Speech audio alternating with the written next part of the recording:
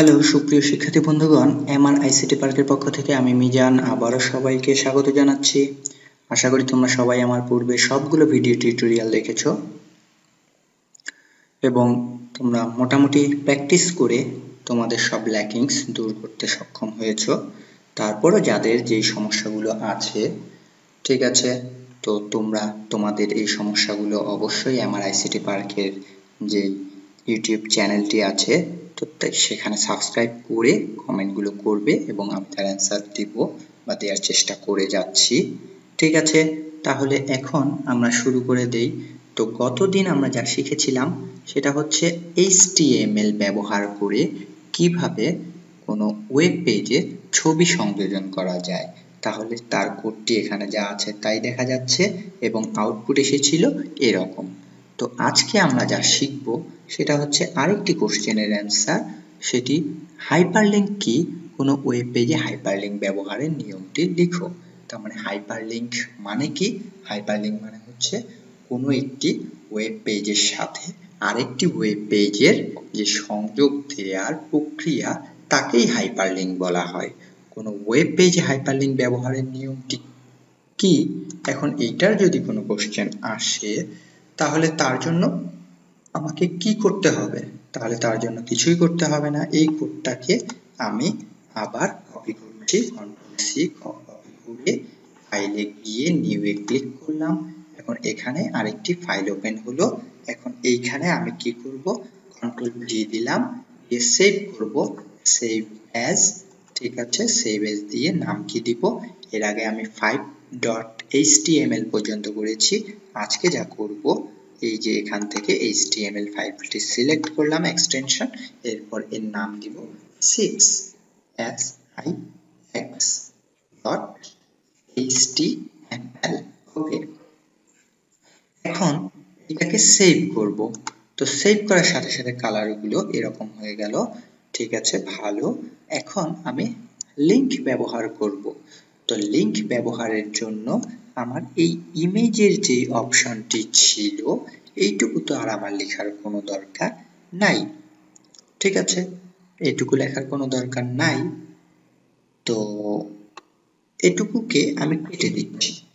কেটে দিয়ে এখন আমার বেসিক স্ট্রাকচার যা ছিল সব বেসিক স্ট্রাকচার আবার লিখে ফেললাম।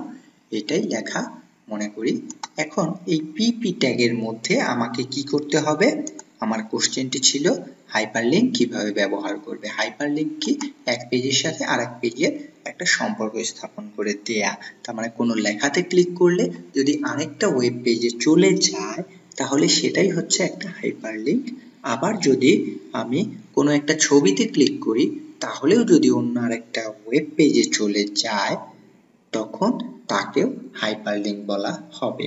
তার মানে এই পিপি ট্যাগ ব্যবহার করলাম, এই পিপি ট্যাগের মধ্যে আমাকে সেই হাইপারলিংক ব্যবহার করতে হবে। যেমন কখনো কখনো বিভিন্ন ওয়েবসাইটে লেখা থাকে, কি লেখা থাকে? To know more about me, about me না দিয়ে to know more about our college, know more about our college, please click here, এরকম শব্দ লেখা থাকে। কন্ট্রোল এস দিলাম, সেভ করলাম। তার মানে আমার কলেজ সম্পর্কে যদি কিছু জানতে চাও তাহলে এখানে ক্লিক করো। তাহলে এই যে এখানে আমি যদি, এটা তো আমার গত দিনের আউটপুট ছিল, তো এইটার আমার দরকার নাই। এইটার আউটপুট দেখার জন্য আমাকে কি করতে হবে? রানে গিয়ে লঞ্চে ইন্টারনেট এক্সপ্লোরারে ক্লিক করতে হবে, তাহলে আমার আউটপুট চলে আসবে। কি আউটপুট আসলো? To know more about our college please click here. কোথায়? এখানে তো ক্লিক করার মতো কোনো অপশনই আসলো না। ঠিক আছে, তাহলে আসলো না যেহেতু, তাহলে এই কাজটি করার জন্য আমাকে কি করতে হবে? এই কাজটি করার জন্য আমাকে যা করতে হবে সেটা হচ্ছে তাদের গ্রামার মেইনটেইন করে আরো কিছু অ্যাট্রিবিউট এবং ট্যাগ যোগ করতে হবে। তাহলে সেই কাজটা কি? এই ক্লিক হিয়ার এই শব্দটুকুতে ক্লিক করলে যাতে আরেকটি পেজে চলে যায়। তার মানে এই ক্লিক হিয়ার শব্দটিতে ক্লিক করলে, ব্রাউজারের এই ক্লিক হিয়ারে ক্লিক করলে যাতে আরেকটি পেজে চলে যায়, তাহলে সেটাই হবে হাইপারলিংক। তাহলে এই কাজটি করার জন্য আমার এডিটরে গিয়ে অ্যাঙ্কর ট্যাগ ব্যবহার করতে হবে। তাহলে এখন তোমাদের মনে কোশ্চেন জাগতে পারে অ্যাঙ্কর ট্যাগ কি? অ্যাঙ্কর ট্যাগ আসলে এ ট্যাগ, এই যে এরকম দুই পাশে, এটাকে কি বলে? লেস দেন, গ্রেটার দেন এরকম সিম্বল দিব, তার মাঝখানে যদি আমি এ লিখে দেই তাহলে এইটাকেই বলা হবে অ্যাঙ্কর ট্যাগ। এক কথায় অ্যাঙ্গুলার ব্র্যাকেটের মাঝখানে এ লিখে দিলে এটা হচ্ছে অ্যাঙ্কর ট্যাগ, এবং এই অ্যাঙ্কর ট্যাগ হচ্ছে ডাবল, তার মানে স্ল্যাশ এ লিখে দিতে হবে, তার মানে এ শুরু হলো এ শেষ হয়ে গেল, এটাই হচ্ছে আমার অ্যাঙ্কর ট্যাগ। তাহলে আরেকটু ছোট করে দিই তাহলে তোমাদের বুঝতে সুবিধা হবে। এক লাইনে চলে আসলো এই যে অ্যাঙ্কর ট্যাগ, অ্যাঙ্কর ট্যাগ। এখন তোমাদের কি করতে হবে? লিংক দিতে হবে। এটা দেওয়ার পর এখন যদি আমি সেভ করি, কন্ট্রোল এস, আউটপুট যদি দেখার চেষ্টা করি, দেখো তো ক্লিক হিয়ারে কার্সরটা নিলে কি ক্লিক দেওয়ার মতো কোনো অপশন আসছে? না, আসছে না। তাহলে এর জন্য আমাদেরকে কি করতে হবে? আরো কিছু কাজ করতে হবে। আর এই আরো কিছু কাজ করতে হবে বলেই এইটাতে কিন্তু পরীক্ষায় 3 মার্কস থাকে, যে কোনো ওয়েব পেজে হাইপারলিংক ব্যবহারের নিয়মটি লিখো। তার মানে এক্সট্রা কাজ করতে হবে। তাহলে এখন এই এ ট্যাগের মধ্যে আমি কার্সরটা রাখবো, রেখে এখন কি লিখবো? href লিখবো, href সমান দিব। এখন href বলতে কি বোঝায়? href, h তে হাইপার, ref তে রেফারেন্স। আর HTML এর ভাষা হাইপার মানে হচ্ছে লাফ দেয়া, মানে উত্তেজনায় লাফ দেয়া, আর রেফ মানে হচ্ছে যেই রেফারেন্স বা যেই ঠিকানা সেইটা। তাহলে এই হাইপার রেফারেন্স সমান সমান এখন আমাকে কি করতে হবে? ডাবল কোটেশন দিয়ে দিতে হবে। ডাবল কোটেশনের ভিতরে আমাকে বসিয়ে দিতে হবে, বসিয়ে দিতে হবে আমার সেই ঠিকানাটা। তার মানে এখানে ঠিকানা লেখারও আবার কিছু গ্রামার আছে, চাইলেই আমরা যেরকম www.facebook.com লিখে দিতে পারি, এরকম এখানে লিখলে হবে না। তার মানে এখানে লেখার জন্য আরো কিছু অ্যাড করতে হবে। তাহলে সেই কিছু অংশটা হচ্ছে http, তারপরে এরকম একটা কোলন দিতে হবে, তারপরে এরকম স্ল্যাশ, তার মানে দুইটা স্ল্যাশ দিতে হবে। তার মানে ahref সমান http। এটা http মানে কি? h তে hyper text transfer protocol, hyper text transfer protocol. তার মানে এই যে লেখাটা চেঞ্জ হয়ে যাবে, চেঞ্জ হয়ে যাওয়ার জন্য যেই প্রোটোকল আছে, নিয়ম কানুন আছে, সেই নিয়ম কানুন মেনেই যাতে চেঞ্জ হয়। এখন এই যে দুইটা স্ল্যাশ সিম্বল দিলাম, এরপরে এখন ঠিকানাটা লিখতে হবে www. এখন যদি আমি কোনো কিছু লিখতে চাই www. মনে করো আমার স্কুল ব্লুবার্ড স্কুল bbsc.com, এটা লিখলাম ব্লুবার্ড স্কুল অ্যান্ড কলেজ, এটা লিখে সেভ করলাম, কন্ট্রোল এস। এখন তোমাদের মনে কোশ্চেন জাগতে পারে BBSC Bluebird school and college কেন? হ্যাঁ, কারণ হচ্ছে একটাই, যে আমার এখানে আমার কাছে আসলে প্রচুর স্টুডেন্ট, সিলেটের বিভিন্ন কলেজ থেকে প্রচুর স্টুডেন্ট আমার কাছে ব্যাচে পড়তে আসে। তো এই HTML, তারপর সি প্রোগ্রামিং অথবা অন্যান্য যে আইসিটির ফুল টেক্সট বুক, তো ফুল টেক্সট বুক পড়ার জন্য আমার কাছে আসে।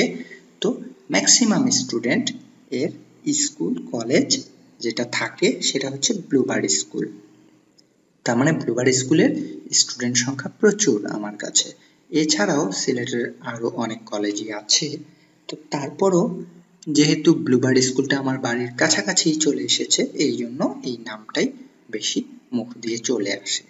তো আমি লিখলাম bbsc.com, এখন ক্লিক হিয়ার। এখন যদি আমি সেভ করি, যাই হোক বেশি কথা বলে ফেললাম আর কি। এখন আউটপুট দেখে ফেলি, আউটপুট দেখলে কি হবে? এখন যদি রিফ্রেশ দিই, দেখো এখন এখানে কি চলে এসেছে? ক্লিক হিয়ার শব্দটি চলে এসেছে। To know more about our college please click here. এই যে ক্লিক হিয়ার শব্দটি, এইখানে আমার কার্সরটা নিলে একটা আঙ্গুল চলে আসছে, তার মানে এইখানে ক্লিক করার জন্য আমাকে বলতেছে, অন্য কোথাও বলতেছে না। তার মানে এখানে যদি আমি ক্লিক করি, মনে করো ক্লিক করলাম, তাহলে দেখো কার্সরটা ঘুরলো, ঘুরে এখন উপরে দেখাচ্ছে you are not connected to a network. তার মানে আমি কোনো নেটওয়ার্কের সাথে কানেক্টেড না, আমার ইন্টারনেট কানেকশন আমি এখন অফ করে রেখেছি। যেহেতু অফ করে রেখেছি এই জন্য সে ওই ঠিকানায় যেতে পারলো না বলেই আমাকে এরকম একটা মেসেজ দিল। তার মানে ইন্টারনেট কানেকশন থাকলে কিন্তু সরাসরি ওই bbsc.com এ চলে যেত। দেখো এইখানে কিন্তু সেই ঠিকানাটা ঠিকই চলে এসেছে যে http://www.bbsc.com। যদি ইন্টারনেট কানেকশন থাকলো তাহলে মাস্ট অ্যান্ড মাস্ট ওটা চলেই যেত। যেহেতু ইন্টারনেট কানেকশন নেই সেজন্য যেতে পারলো না। এখন তোমাদের যদি কোনো ইন্টারনেট কানেকশন থাকে তাহলে তোমরা যদি ক্লিক করো তাহলে অবশ্যই ওই ওয়েবসাইটে চলে যাবে। তো এখন দেখা গেল যে কিভাবে হাইপারলিংক ব্যবহার করতে হয়, সেই নিয়মটা আমাদের হয়ে গেল।